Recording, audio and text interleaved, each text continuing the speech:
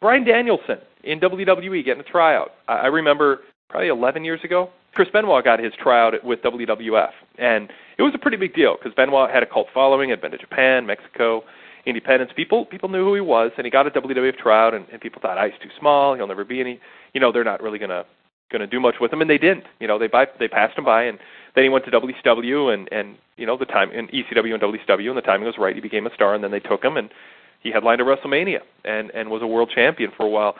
Bryan Danielson getting a tryout is kind of a similar thing in terms of, I think, the perception of his chance to be a top star in WWE because the height isn't there. The personality is not what Vince traditionally looks for.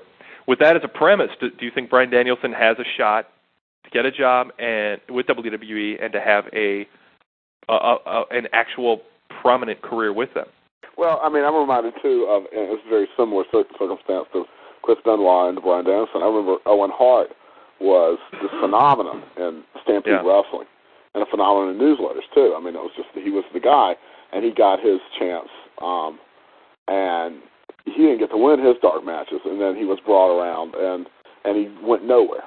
That was the first when they gave him the Blue Blazer thing with no personality, no nothing, and he had to tone down his act so much that didn't do anything. And this was not the Owen Hart that you saw that was very good. I was going to say, let's establish up front, because a lot of people don't know this.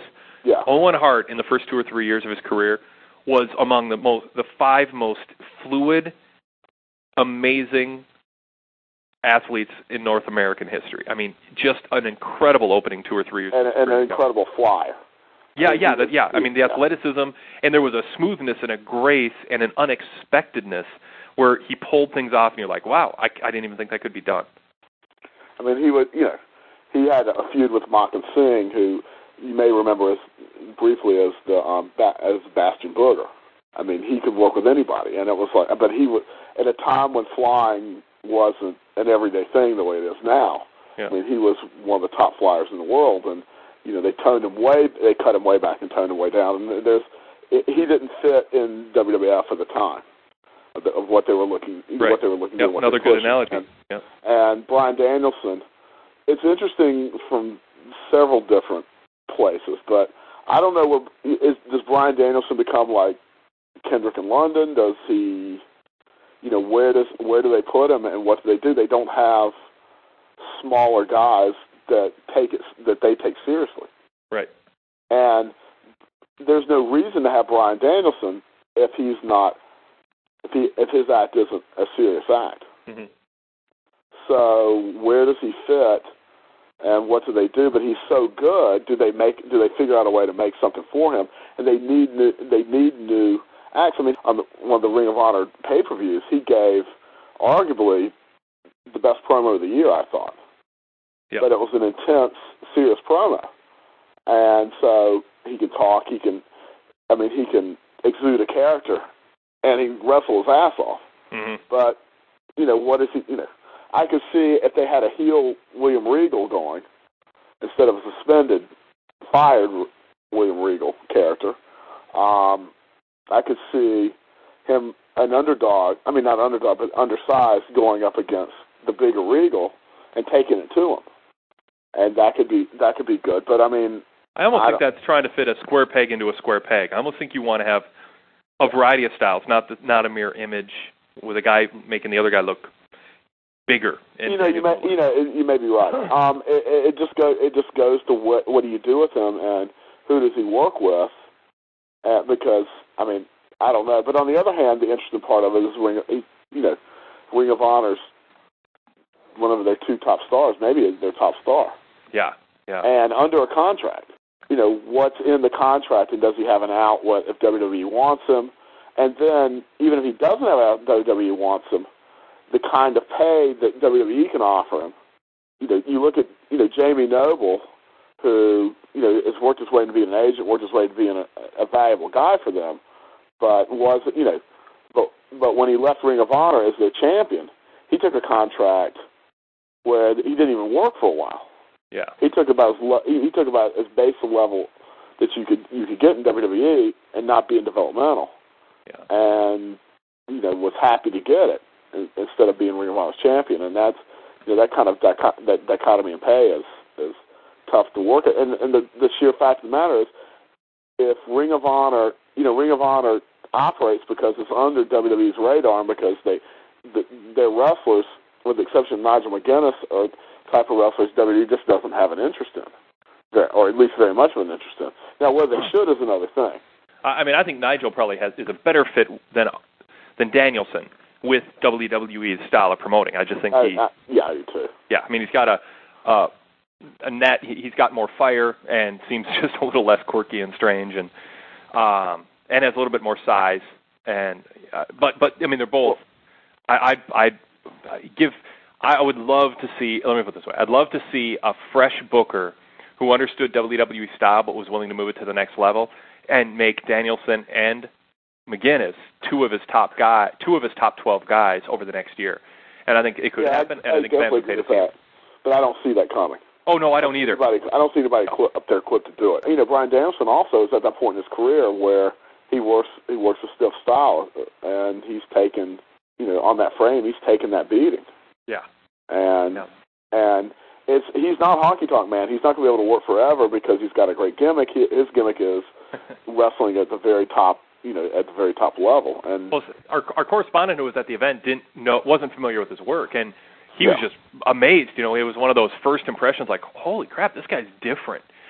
He's different than the typical new guy, the Mr. Kennedy, the Paul Burchill, the Lance Cade. They're all in a similar mold, and people who watch other product, whether it's ROH or you really go out there and you watch Shimmer and some of the best indie scenes, Chikara, if you really are exposed to a diverse product, and TNA is going to give people a sense of that with the World X Cup, you understand there is more out there than just top 40 wrestling. WWE gives you kind of top 40 music style wrestling. There's a lot of other things out there, and this correspondent was like, he described the cattle mutilation, not knowing what it was, and he was like, he said something like, and I'm slightly embellishing and exaggerating, he said it was like the coolest finishing move I've ever seen. I can't believe it could even be executed.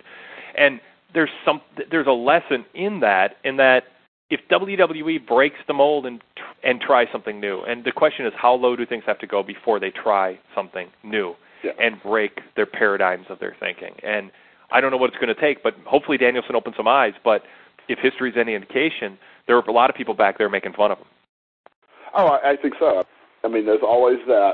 Wrestling is what I'm comfortable with. Mm-hmm. It's the style that I like. It's what I'm comfortable with. And wrestling is all kinds of different things. Yeah. Wrestling redefines itself all the time, and it's all kinds of different ways of doing it. And basically, what defines it, whether it's successful, is whether people buy tickets and buy into it, and it's promoted in a way to do that. But there's stuff, this can't work.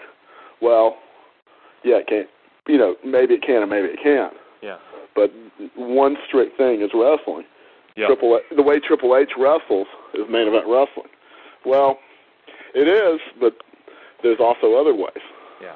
And as a rating show, I mean, it's just. And there's also ways that the way Triple H wrestles is not main event wrestling. How much is it?